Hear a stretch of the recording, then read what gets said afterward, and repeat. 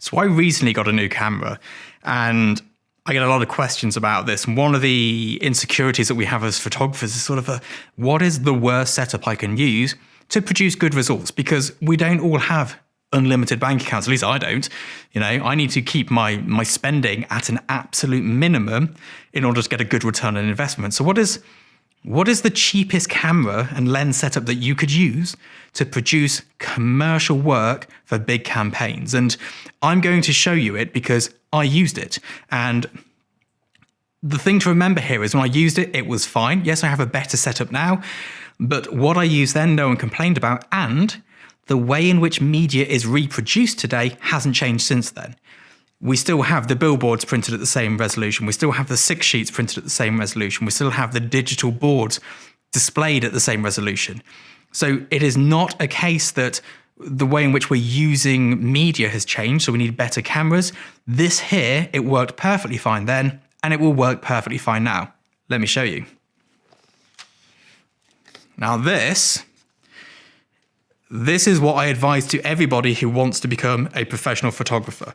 So first of all, it's full frame, which is important. You can really tell the difference between a crop sensor and a full frame camera. And that's important. It's 20 megapixels, which is enough, you need to get it right in camera. You cannot do any heavy cropping on this, which is one of the reasons I changed because clients were being a nuisance, but it is still good enough. You can tether it via USB 2 and it tethers fine. It has a PC sync port for firing flash through a cable, which sometimes you have to do because you get to a studio somewhere and just triggers won't work. And it takes Canon lenses. And the lens I have on here is the 100mm 2.8 macro lens, which resolves a lot of detail and is absolutely fine as well. Now, this camera is the 5D Mark II. You can see mine is particularly battered because I used it for 10 years. Look at that. It's had a hard life. But it's great. You can mains power it. You can see here with these little flaps on the side, you put your dummy battery in there and it comes out the side. You can power it from a V-mount battery. You can power it from one of those Sony video batteries. Very good. It has a CF card, which is also good. It doesn't have dual card slots, but we don't need it as pros because we shoot tethered. And then we shoot tethered to the computer's hard drive. And then we use ChronoSync to do an auto backup to a backup drive before we actually put it into our main ingestion system. But yes, this here is absolutely good enough. The majority of my portfolio is shot on this setup. If you go to my website, not the Tin House one, my actual commercial photography website, it's shot on this. Portfolio number 2 is shot on a mixture of this and a phase 1. And I bet you can't tell which ones were which. I guarantee you can't because I'm pretty sure I can't either. And I shot them.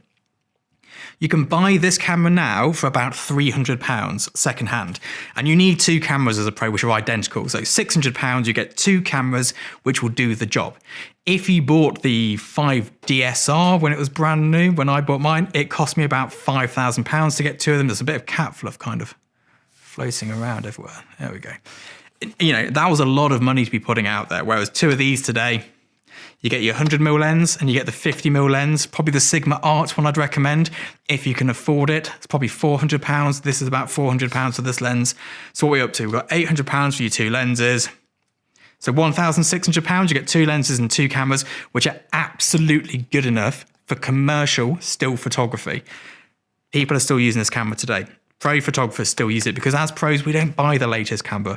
We use our kit until it dies, and then we buy whatever is the cheapest way to get the best job done because it's all about return on investment.